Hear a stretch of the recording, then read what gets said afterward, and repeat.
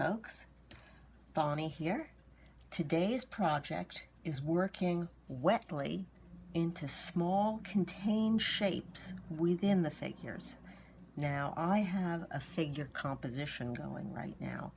If I wanted a single figure and to work with one figure and areas of color within the figure, that's also a lot of fun.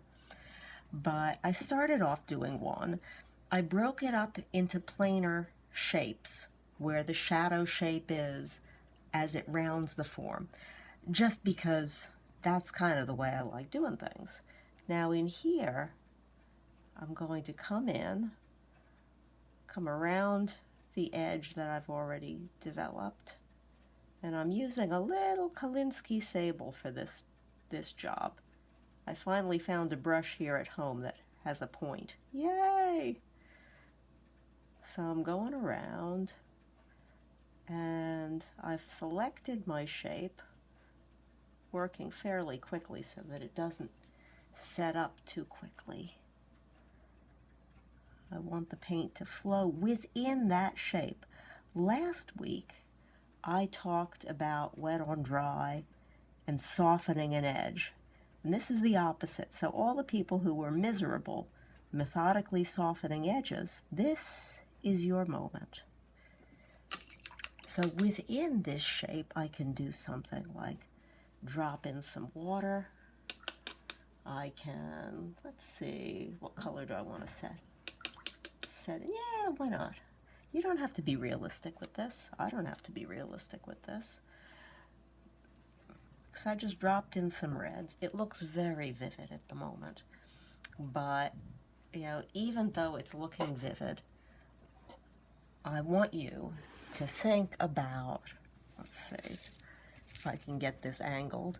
I want you to think about how these shapes can be the vehicle of some fairly exciting color. And you can rock it. If I can pick this up so you can see the color begin to move. When you do this, be aware I'm getting a big puddle here. I don't want it to head too far south. I'm also getting a big puddle there. If it's too much, you can pick it up. If you want even denser color, and this is cadmium red, so this will be pretty dense. I can rock it. I'll get a puddled edge because there's so much moisture there.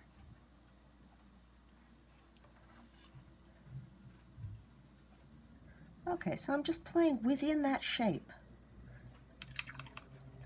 And for her hair, let's see. The temptation to come in with some green is great. I know. It's like, green, what? What are you talking about? Well, I'm just playing right now. I've got a lot of purples going, reds and blues and purples. And I don't want to keep finding new and exciting colors because it'll make my eyes cross. But I've got some greenish shadows in here. And so I'll come into the shape of the hair.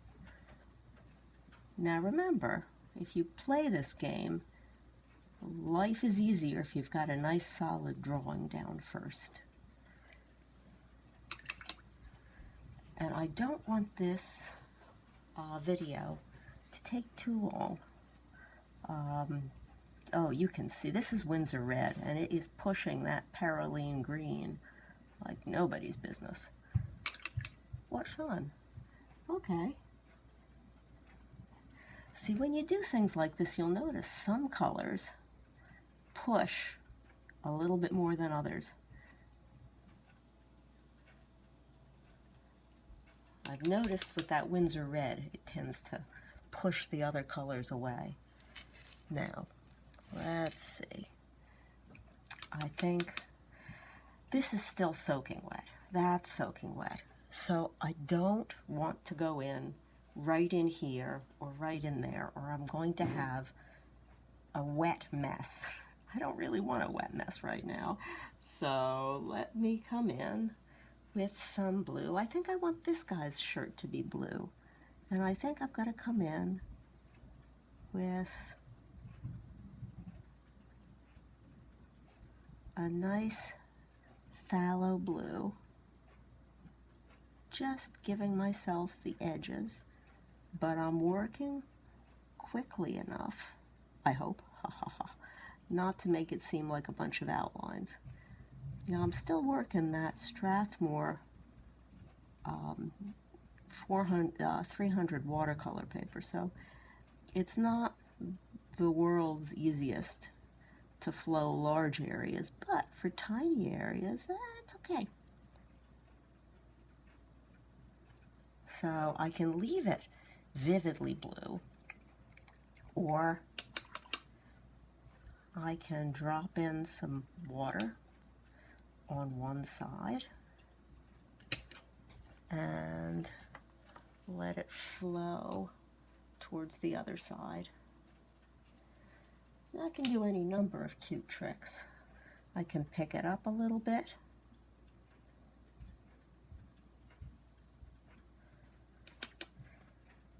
I could even drop in a little bit. Well, if I dropped in more red, that's like red, blue everywhere. I think I'll just stick with blue. So I'll do that there.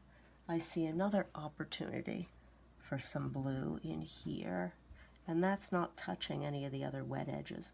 It becomes very jigsaw puzzly, and this doesn't suit everybody's style.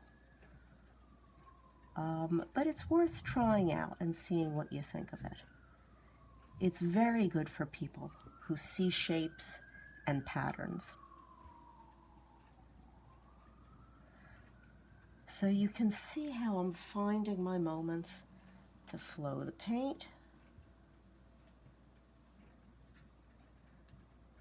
And down in there, there's shadow. So I think I'll just put the blue in.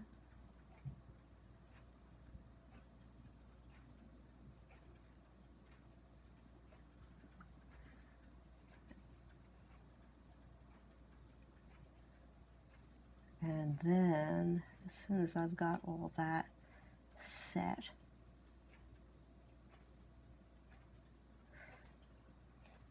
it's such a tiny area. I find my hands resting on the page to steady them. If you've got a small piece of paper and you can extend your finger to brace yourself or use something to protect the paper, that's a good idea.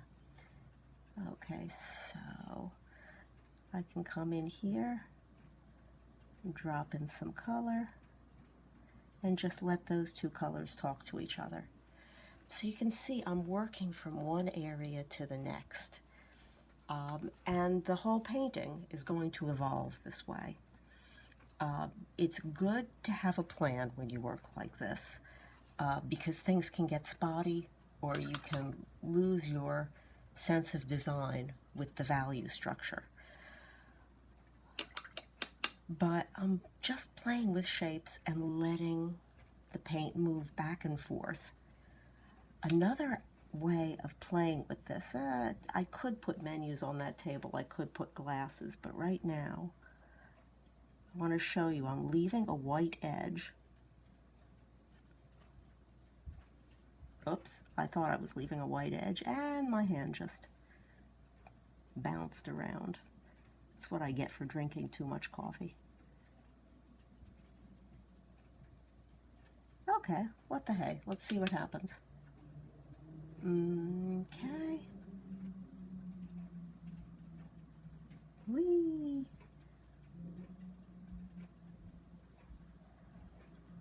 Now, I don't think I really want to pick up the paper and tilt it, because I'm really going to get a lot of color conversation between that blue shirt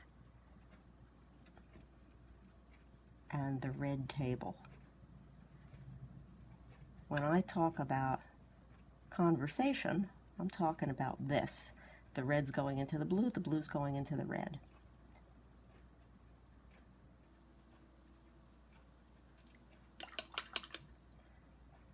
Remember that bit where I said I had a brush with a point on it?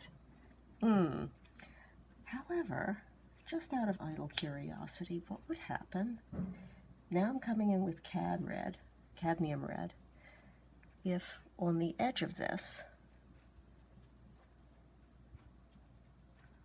I just came in like that.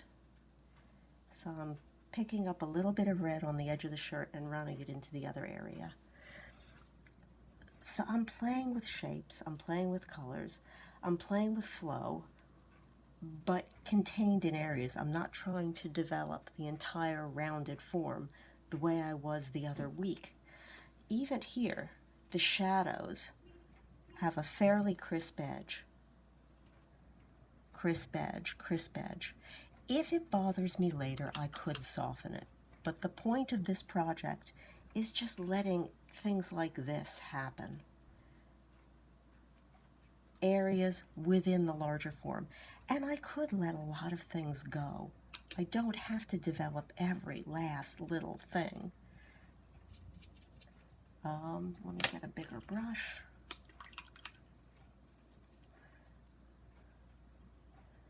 So, remember that white edge I was talking about? There, I maintained it. Yay, a triumph.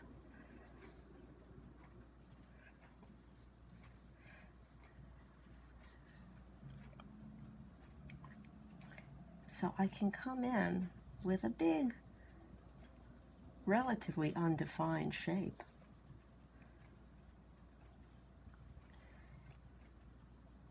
I'd let that dry, I'd come in with a dark shadow underneath. That's the plan. But I don't have to go nuts developing it right now. If I want to maintain that color grouping,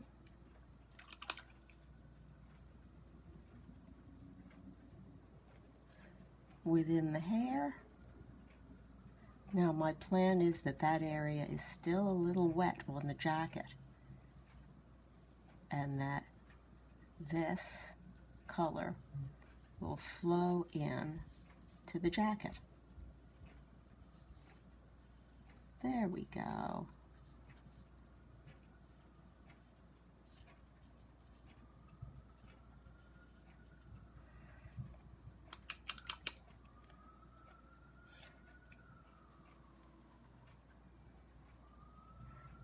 Now, this is a wet and wet, so this responds to the project wet and wet.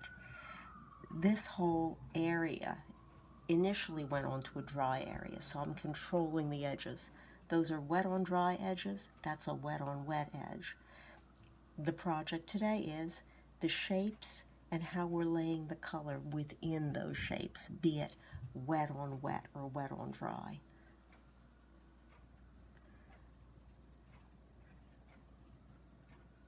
Let's see. I think I started in with some blue there, but I think I could come in with green.